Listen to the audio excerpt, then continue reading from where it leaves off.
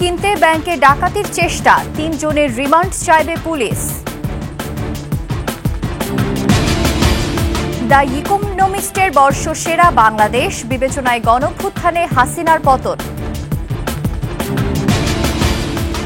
এবং টি-20তে মধুর প্রতিশোধ বাংলাদেশের, হোয়াইট ওয়াশ ওয়েস্ট ইন্ডিজ।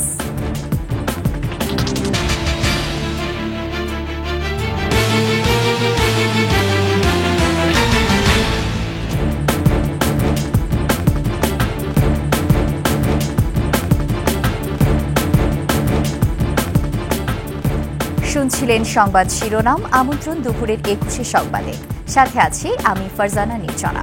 দর্শক, 21 টেলিভিশনের সংবাদ একসাথে সরাসরি দেখতে পাবেন আমাদের ফেসবুক পেজ www.facebook.com/2124 অনলাইনে।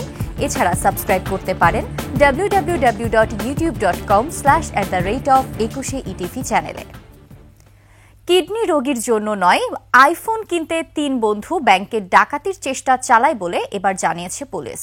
সকালে ঢাকার দক্ষিণ কেরানীগঞ্জ থানার ওসি মাজহারুল ইসলাম আরও জানান, 1 মাস আগে থেকেই ডাকাতির জন্য আসামিরা ব্যাংকের ভেতর ও আশপাশ এলাকা রেকি করে।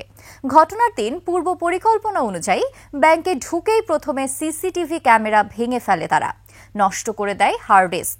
ঘটনার সাথে অন্য কেউ জড়িত কিনা জানতে 3 জনের রিমান্ড চেয়ে আদালতে তোলা হবে আজ।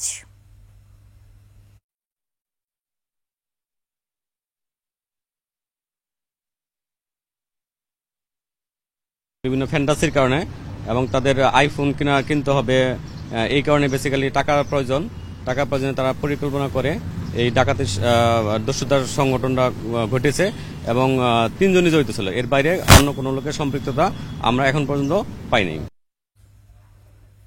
টঙ্গীর ইজতেমার ময়দানে সংঘর্ষ ও প্রাণহানির ঘটনায় গ্রেফতার করা হয়েছে মাওলানা সাদপন্থী মুয়াজ বিন নূরকে। পুলিশ জানায়, রাজধানীর উত্তরা থেকে গ্রেফতার করা হয়েছে এই সাদ অনুসারীকে।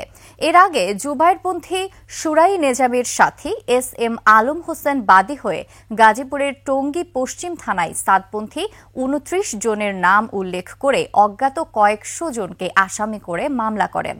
মঙ্গলবার মধ্যরাতে ইজতেমা মাঠের দখল নিয়ে মাওলানা জোবায়ের ও সাদপন্থীদের মধ্যে সংঘর্ষে 4 জন নিহত হন, আহত হন শতাধিক।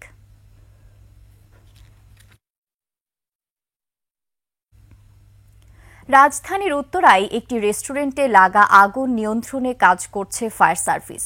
সকাল 10:38 দিকে উত্তরা 12 নম্বর সেক্টরের শাহ মখদুম রোডের লাভলিন রেস্টুরেন্টে এই অগ্নিকাণ্ড ঘটে। খবর পেয়ে ঘটনাস্থলে যায় ফায়ার সার্ভিস।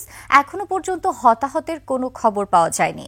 উত্তরা, টঙ্গী, বাড়িধারা, কুর্মিটোলা ও সিদ্দিক বাজার ফায়ার স্টেশনের 9টি ইউনিট কাজ করছে আগুন নিয়ন্ত্রণে।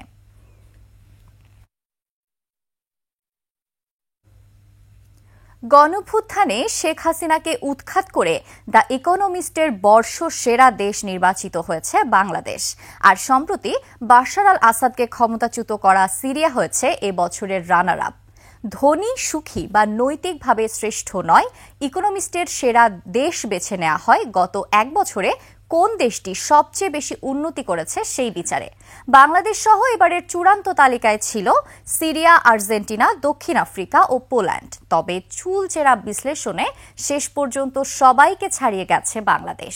বিবেচনায় আসে ছাত্রদের নেতৃত্বে জুলাই আগস্টের আন্দোলন, যার মাধ্যমে ক্ষমতাচ্যুত হন টানা 15 বছর দেশ শাসন করা শেখ হাসিনা। বিরোধীদের দমন পীড়ন ছাড়াও যার আমলে বিশাল অঙ্কের অর্থ আত্মসাৎ ও দুর্নীতি হয়। পরে নোবেলজয়ী মোহাম্মদ ইউনূসের নেতৃত্বে অন্তর্বর্তী সরকার শৃঙ্খলা পুনঃপ্রতিষ্ঠা এবং অর্থনীতিকে স্থিতিশীল করছে। এবার ব্রিটিশ গণমাধ্যম ডেইলি মেইলে উঠে এলো শেখ হাসিনার বোনের মেয়ে ব্রিটিশ মন্ত্রী টিউলিপ সিদ্দিক ও তার পরিবারের সদস্যদের দুর্নীতির খবর। প্রতিবেদনে জানানো হয়, তাদের বিরুদ্ধে 59,000 কোটি টাকার আত্মসাতের অভিযোগ তদন্ত হচ্ছে। এ নিয়ে প্রশ্নের মুখে পড়েছে টিউলিপের মন্ত্রিত্ব। মাহতাব মিনহাজের প্রতিবেদন। 2013 সালে ক্রেমলিনে রাশিয়ার প্রেসিডেন্ট পুতিনের সঙ্গে কয়েক বিলিয়ন ডলারের অস্ত্র চুক্তি ও রূপপুর পারমাণবিক বিদ্যুৎ প্রকল্পের চুক্তি সই হয় বাংলাদেশের সাবেক প্রধানমন্ত্রী শেখ হাসিনার সাথে। চুক্তি সইয়ের সময় সরকারি প্রতিনিধি দলের অংশ হিসেবে শেখ হাসিনার সঙ্গে যান তার ভাগ্নি ব্রিটেনের লেবার সরকারের মন্ত্রী টিউলিপ সিদ্দিক। সম্প্রতি এ সংক্রান্ত একটি ভিডিও ছড়িয়ে পড়লে চাঞ্চল্য সৃষ্টি হয়।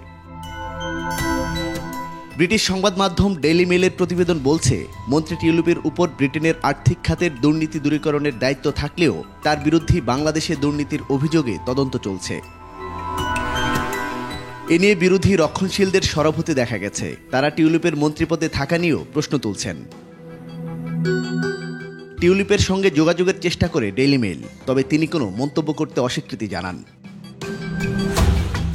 এটা ছাড়াও মন্ত্রী হওয়ার পর টিউলিপের বিরুদ্ধে যুক্তরাজ্যে আরেকটি তদন্ত হয়েছে। ডেইলি মেইলের প্রতিবেদন বলছে, টিউলিপ 14 মাস ধরে লন্ডনে তার সম্পদের তথ্য গোপন করেছেন।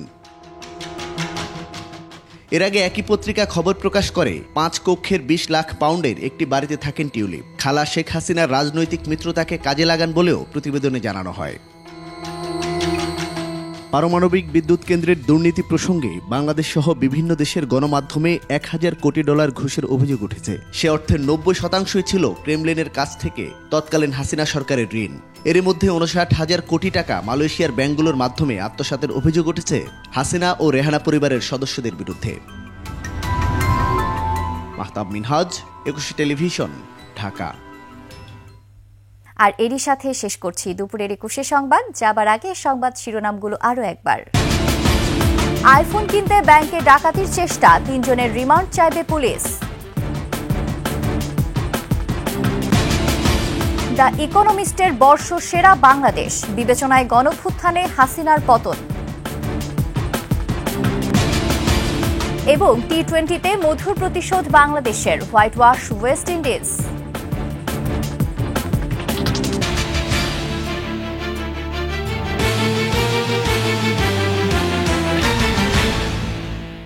সর্বশেষ সংবাদ জানতে ডায়াল করুন 2021 নম্বরে আর ভিজিট করুন 21-tv.com ওয়েবসাইটে।